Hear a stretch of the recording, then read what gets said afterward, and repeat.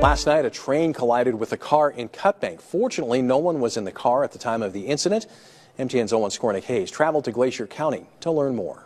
Well, it was late Wednesday evening that here along Central Avenue and the railroad crossing in downtown Cutbank, Montana, a collision occurred between a BNSF train and a passenger vehicle. And it's got some residents here in Cutbank wondering why this intersection right here wasn't cleared of snow, which allowed the car to get stuck in the first place.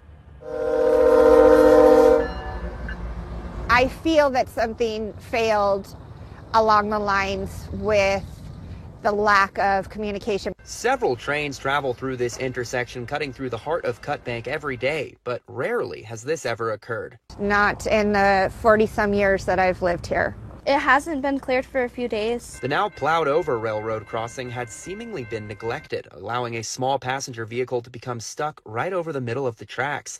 It was Brittany Bird and her boyfriend who first leapt into action after noticing the car spinning out. We seen the car start flashing us like really fast. By the time he gets it to start kind of going a little bit, the kid starts yelling, "There's a train, there's a train." Brittany says she and her boyfriend had to make a last-minute rescue of their 2 children to get away from the oncoming locomotive.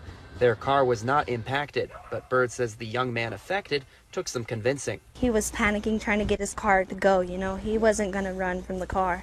The car was pushed some 400 feet along the tracks before coming to a stop. Nicole traversed the intersection earlier that day. I thought to myself, this is bad. The ruts are horrible. I would be afraid for somebody to travel over this railroad crossing. I reached out to BNSF for comment and received no reply, though debate remains open whether plowing was the responsibility of the state or the city as well.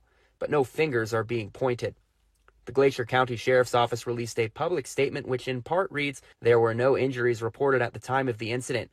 Glacier County Sheriff's Office, along with BNSF police, are conducting an investigation."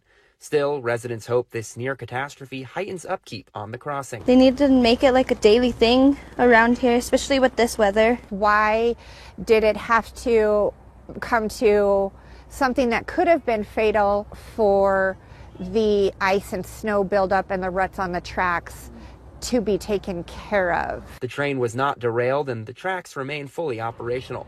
The totaled car was towed from the scene shortly afterwards. From Cutbank, Owen Skornick-Hayes, MTN News.